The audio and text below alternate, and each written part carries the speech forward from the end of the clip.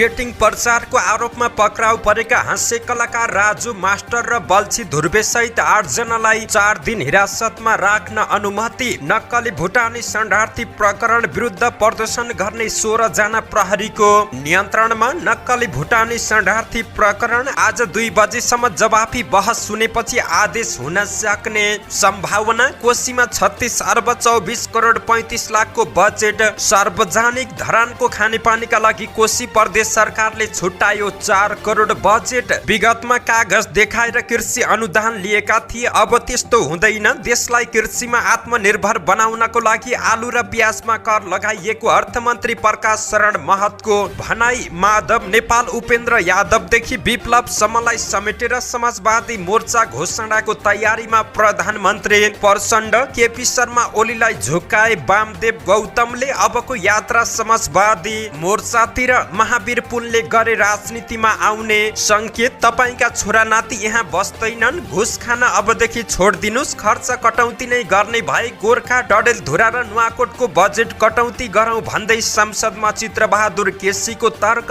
आर्थिक घाटा हुन्छ भन्ने बुझेर जलनको उपचार सरकारले नगरेको हो र भन्दै बिन्दवासिनी कमसकारको प्रश्न। नक्कली भुटानी शरणार्थी प्रकरणमा कसरी जोडिए पृथ्वी शाह भन्दै डाक्टर सोनिम वाग्लेले उठाए प्रश्न। बारुदको पहाडमा उभिएर सलाई नखेलाउनु भन्दै प्रेम आलेलाई सुधन किराँतीको चेतावनी। आदि पुरुषको संवाद सच्याउन बालनको चेतावनी। अन्यथा काठमाडौँमा हिन्दी फिल्म चल्न नदिने। सिंहदरबारमा छड्के हाजिर लगाएर हिँड्ने कर्मचारी परे कारबाहीमा। प्रक्रिया पूरा गर्ने शर्तमा महानगरले 1 दिनलाई बन्द गरायो शैक्षिक मेला। सडकमै अनसन बस्न खोजेपछि सामुदायिक विद्यालयका कर्मचारीमाथि प्रहरीले गर्यो धरपकड। आजदेखि 3 महिना सडक खन्न नपाइने। आज लुम्बिनीका 3 जिल्लामा सार्वजनिक बिदा। साउदी अरबमा अब दिउँसोको समयमा श्रमिकलाई खुल्ला ठाउँमा काममा लगाउन प्रतिबन्ध। श्रीमानको कुटाइबाट घाइते भएकी वडा सदस्यको ज्यान गयो। जनकपुर यातायात व्यवस्था कार्यालयबाट 1 जना बिचौलिया पक्राउ। नक्कली फेसबुक प्रोफाइल बनाई नाबालिगको चरित्र हत्या गरेको आरोपमा 1 जना किशोर पक्राउ। क्रिकेट विश्वकप छनौटको खेल नेट टिभी एपमा निशुल्क हेर्न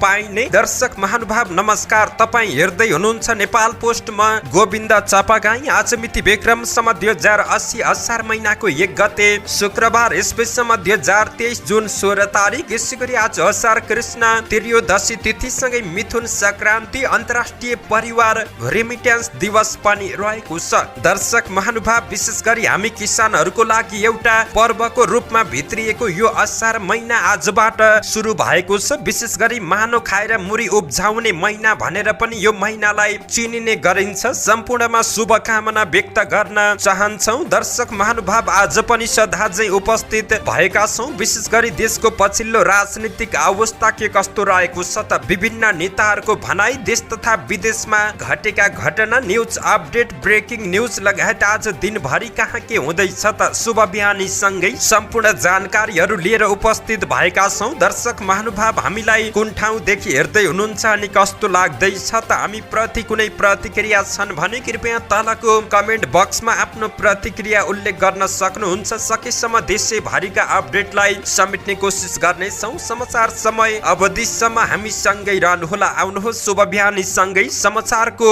दैलो उघारौँ। 1xBet कारोबारी आरोपमा पक्राउ परेका हास्य कलाकार धुर्वे बल्छी राजु मास्टर सहितलाई 4 दिन हिरासतमा राख्न अनुमतिको प्रसङ्गबाट।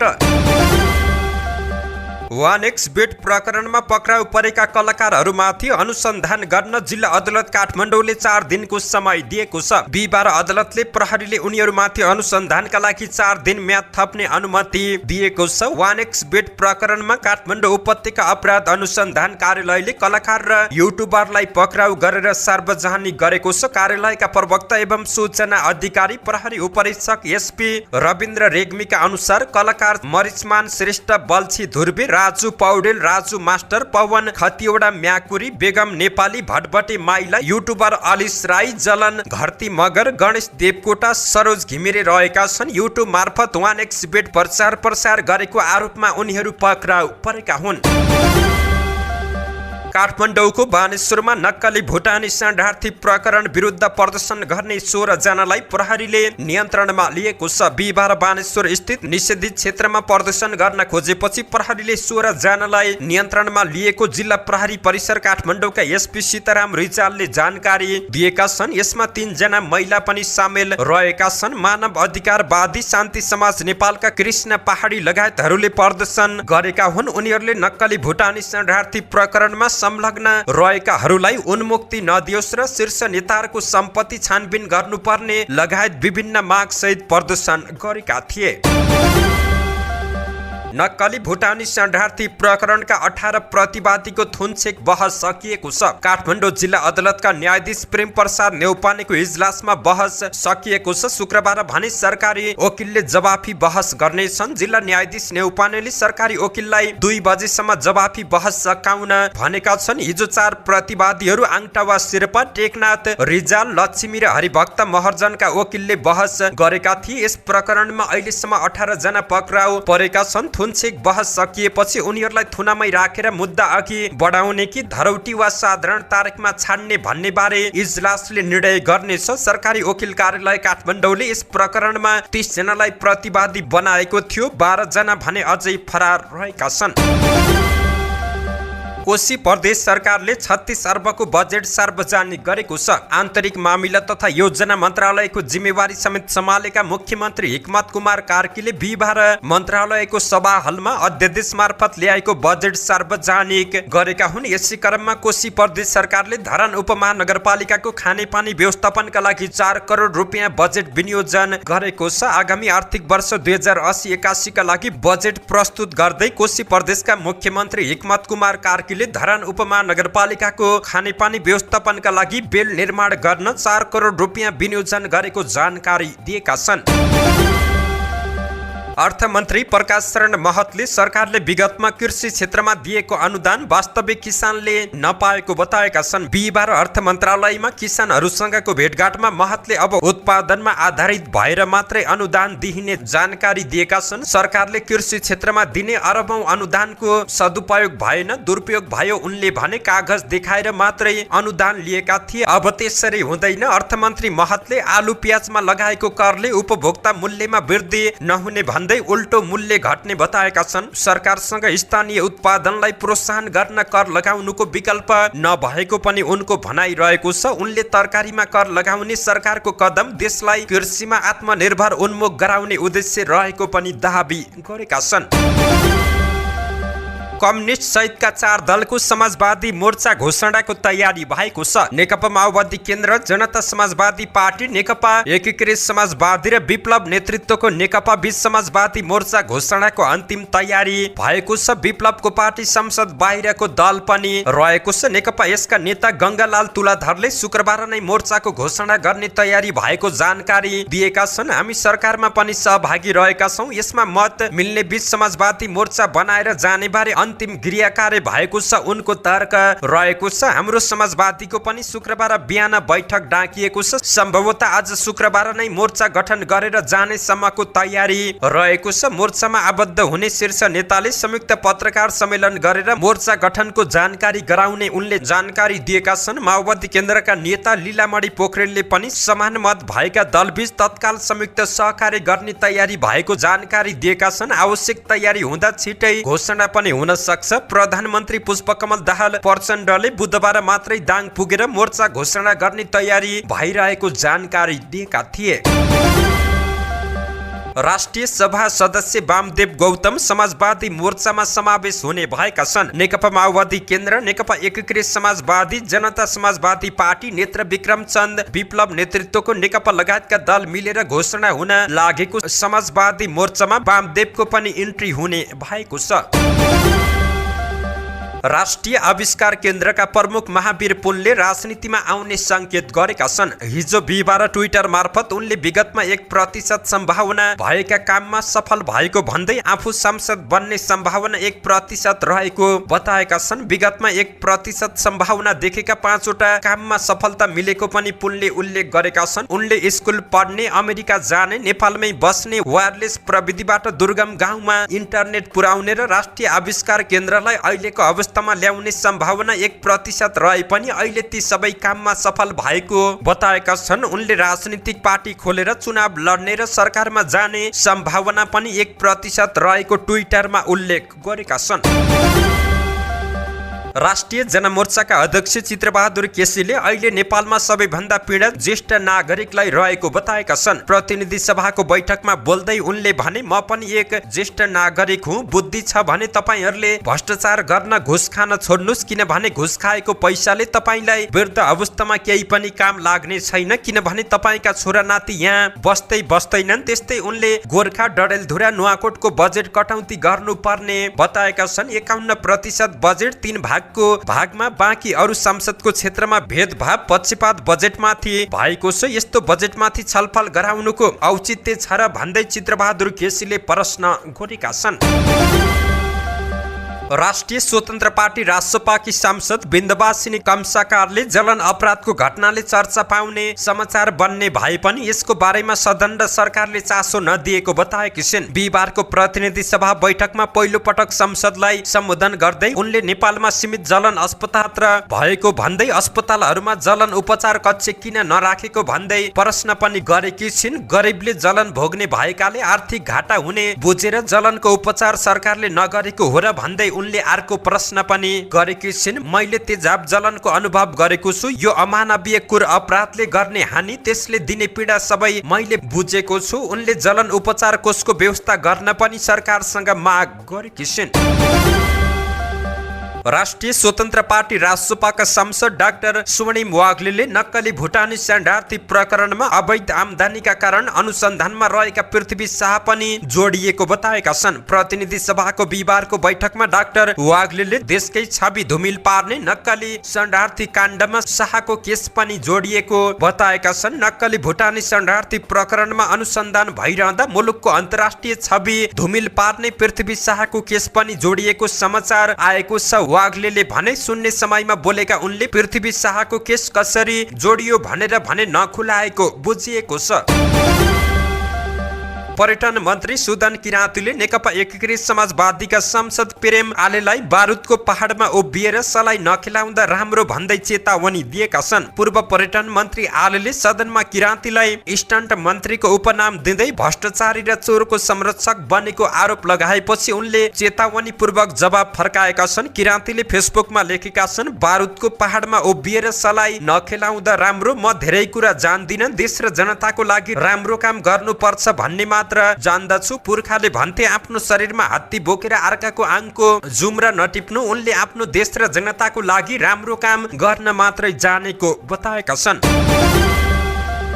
काठमाडौँ महानगरपालिकाका मेयर बालेन्द्र शाह बालेनले महानगरभित्र कुनै पनि हिन्दी फिल्म चल्न नदिने चेतावनी दिएका छन्। दक्षिण भारतीय फिल्म आदि पुरुषमा समावेश जानकी भारतीय छोरी हुन् भन्ने डायलग भारतबाटै सचिएर नआए काठमाडौँ महानगरपालिकामा कुनै पनि हिन्दी फिल्म चल्न नदिने मेयर शाहले चेतावनी दिएका छन्। उनले सामाजिक सञ्जालमा एक पोस्ट सेयर गर्दै 3 दिनभित्र उक्त शब्द हटाउन भनेका छन्।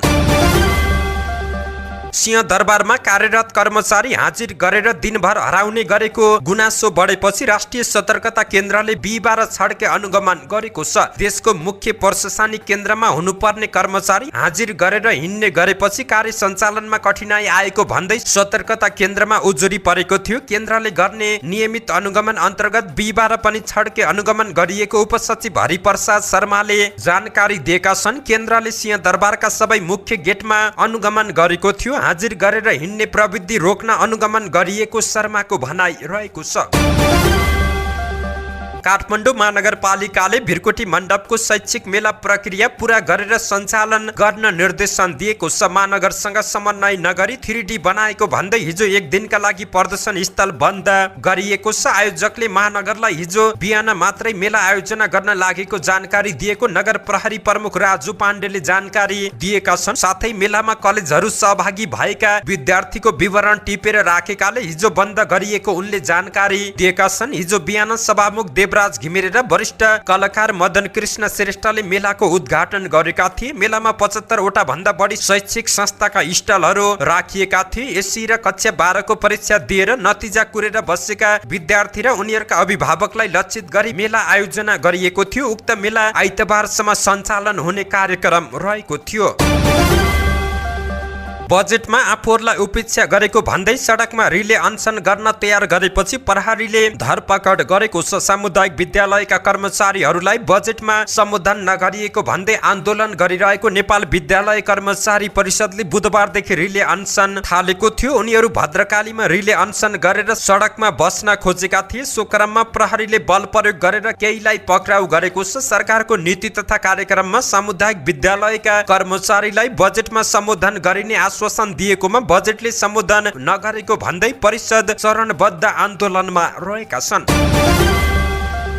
संघीय सडक सुपरिवेक्षण तथा अनुगमन कार्यालयले असार 1 गतेदेखि भदौ मसान्तसम्म सडक खन्न रोक लगाएको छ। वर्षायाममा धारा ढल बिजुली टेलिफोन आदि प्रयोजनका लागि सडक खन्दा तत्काल मर्मत सम्भार गरी यथास्थितिमा ल्याउन नसकिने भएकाले खन्न रोक लगाइएको कार्यालयले जानकारी दिएको छ। सडक पनि थप बिग्रँदै जाने भएकाले आज असार 1 गतेदेखि भदौ मसान्तसम्म यस कार्यालय अन्तर्गतका सडक डिभिजनहरू मातहत रहेका कुनै पनि सडक खन्ने स्वीकृति नदिने र जबरजस्ती सडक खनेको पाइएमा सार्वजनिक सडक ऐन 2031 अनुसार कडा कारबाही गरिने पनि सूचनामा भनिएको छ। सरकारी निकाय बीच समन्वय नहुँदा शहरी क्षेत्रमा सडक भत्काउने र बनाउने क्रम चलिरहेको गुनासो बढेको छ।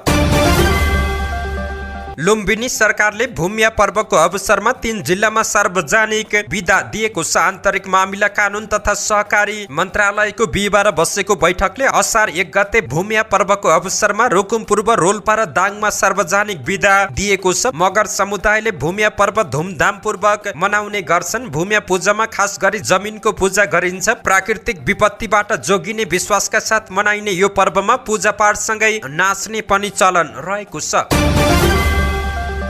साउदीमा दिउँसोको समयमा श्रमिकलाई खुल्ला ठाउँमा काममा लगाउन प्रतिबन्ध लगाइएको छ। साउदीको मानव संसाधन र सामाजिक विकास मन्त्रालयले आफ्ना श्रमिकहरूलाई सूर्यको प्रकाश मुनि काममा नलगाउन सबै निजी कम्पनी तथा प्रतिष्ठानहरूलाई निर्देशन दिएको छ। जुन 15 अर्थात् हिजोदेखि आउँदो सेप्टेम्बर 15 सम्म 3 महिनाको लागि यस्तो प्रतिबन्ध लगाइएको मन्त्रालयले जानकारी दिएको छ। यो अवधिमा दिउँसो 12 देखि 3 बजेसम्म 3 घण्टा श्रमिकहरूलाई खुल्ला ठाउँको काममा लगाउन पाइने छैन। खाडी देश साउदीमा यी 3 महिनाको अवधिमा अत्याधिक गर्मी हुन्छ। दिउँसोको समयमा 50 डिग्री सेन्टिग्रेड तापक्रम पुग्ने सूर्यको प्रत्यक्ष गर्मीमा काममा लगाउँदा श्रमिकहरूमा स्वास्थ्य समस्या देखिन्छ। त्यसैले साउदी सरकारले त्यहाँका निजी क्षेत्रमा कार्यरत श्रमिकको स्वास्थ्य सुरक्षाको लागि यो अवधिमा दिउँसोको समयमा काममा लगाउन प्रतिबन्ध लगाइएको जानकारी दिएको छ। यदि कसैले नियमको उल्लङ्घन गरेर काममा लगाए 19911 नम्बरमा फोन गर्न पनि मन्त्रालयले आग्रह गरेको छ।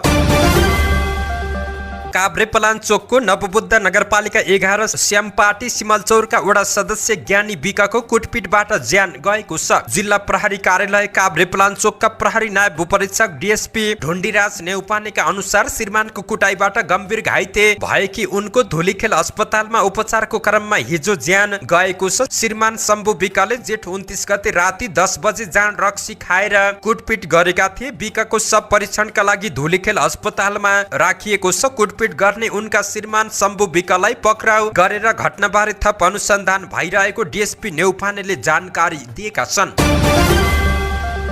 धनुषा प्रहरीले यातायात व्यवस्था कार्यालय जनकपुरबाट एकजना बिचौलियालाई पक्राउ गरेको छ। प्रहरीले जनकपुर धाम उपमहानगरपालिका 14 का 26 वर्षीय सुभाष कुमार राउतलाई पक्राउ गरेको छ। यातायात व्यवस्था कार्यालय जनकपुरमा आउने सेवाग्राहीहरूसँग काम छिटो छरितो गराइदिन्छु भनी आर्थिक लाभ लिई बिचौलियाको काम गरिरहेको छ भन्ने सूचनाका आधारमा खटिएको प्रहरीले उनलाई हिजो पक्राउ गरिएको छ। यातायात कार्यालयमा सेवाग्राहीहरूसँग बार्गेनिङ गरिरहेको अवस्थामा राउतलाई पक्राउ गरिएको प्रहरीले जानकारी दिएको छ। पक्राउ गरेका राउतमाथि थप अनुसन्धान भइरहेको जिल्ला प्रहरी कार्यालय धनुषाले जानकारी दिएको छ। सामाजिक सञ्जालमा नक्कली प्रोफाइल बनाई चरित्र हत्या गरेको अभियोगमा एकजना किशोर पक्राउ परेका छन्। पक्राउ पर्नेमा कञ्चनपुर दोधारा चाँदनी नगरपालिका 4 बस्ने 18 वर्षीय किशोर रहेको प्रहरीले जानकारी दिएको छ। सामाजिक सञ्जालमा पीडित नाबालिकाको नाम र तस्बिर सहितको नक्कली प्रोफाइलबाट उनीहरूबीच भएको अनलाइन कुराकानी सम्पादन गरी असली तस्बिर भिडियोमा जोडी पीडितका आफन्तहरूलाई पठाई समाजमा बदनाम बेइज्जत गरी चरित्र हत्या गरेको भन्ने पीडितको उजुरीको आधारमा ती किशोरलाई पक्राउ गरिएको प्रहरीले जानकारी दिएको छ। जिम्बाब्वेमा आगामी असार 3 देखि सुरु हुने आइसिसी पुरुष विश्वकप छनौट प्रतियोगिताको डिजिटल स्ट्रिमिङको मिडिया अधिकार जोहोरा इन्टरनेसनल प्रणालीले प्राप्त गरेको छ। स्टार मिडिया प्रणाली मार्फत प्राप्त स्ट्रिमिङको मिडिया अधिकार जोहोरा इन्टरनेसनलले एडप्याड प्रणालीसँग विशेष मार्केटिङ र प्रसारण गर्ने सम्झौता गरेको छ। एडप्याडले यस प्रतियोगितालाई नेट टिभी एप र वेबसाइटमा निशुल्क प्रसारण गर्ने घोषणा गरेको छ। प्रतियोगिताका सबै 34 खेलहरू नेट टिभी एप र वेबसाइटमा प्रसारण गरिनेछ। खेलहरू नेपाल भित्र मात्र हेर्न सकिनेछ। सबै खेलको प्रत्यक्ष प्रसारण नेपाली समय अनुसार मध्याह्न 12:35 बजेदेखि सुरु हुने जानकारी प्राप्त भएको छ। धन्यवाद। यस्तै ताजा समाचारको लागि नेपाल पोस्ट हेर्दै गर्नुहोला।